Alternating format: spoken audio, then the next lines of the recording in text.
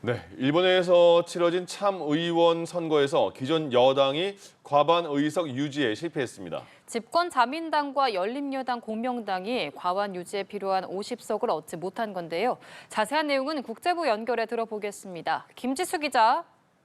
네, 일본에선 상원격인 참의원 선거가 어제 진행됐습니다. 집권 자민당과 연립여당 공명당은 지난해 10월 중의원 선거에 이어 이번 선거에서도 패하면서 중의원, 참의원에서 모두 여소야대 구도가 형성됐습니다.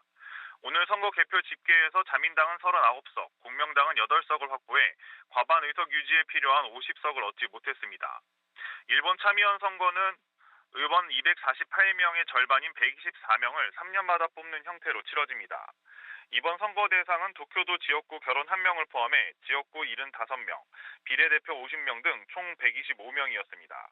선거 대상이 아닌 의석수를 모두 합쳐도 여당은 총 122석으로 과반인 125석에 미치지 못하게 됐습니다. 이번 선거에서는 작년 총선에서 실수령액 증가를 구호로 내걸었던 제3야당 국민민주당이 17석, 일본인 퍼스트를 강조한 우익 성향 참정당이 13석을 얻어 각각 의석수를 크게 늘렸습니다. 네, 이렇게 일본 중의원과 참의원에서 모두 여소야대 구도가 형성되면 이시바 시게루 총리가 취임한 지 1년도 안 돼서 국정 동력을 잃게 되는 거 아닌가요?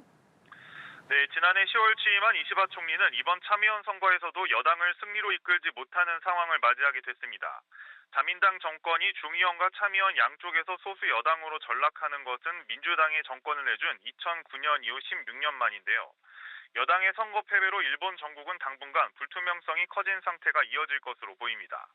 이시바 내각 지지율이 반등하지 못한 주요 요인은 고물가로 꼽히는데 특히 작년 여름쯤부터 오르기 시작한 쌀값이 도무지 떨어지지 않았습니다. 여기에 미국과 관세 협상이 정체 상태에 빠진 것도 부정적 평가를 강화했다는 분석이 나옵니다. 다만 가장 중요한 변수인 이시바 총리 거취에 있어서 일본 정치권이 국난으로 규정한 관세 문제가 오히려 명분이 돼 퇴진을 거부할 수도 있습니다.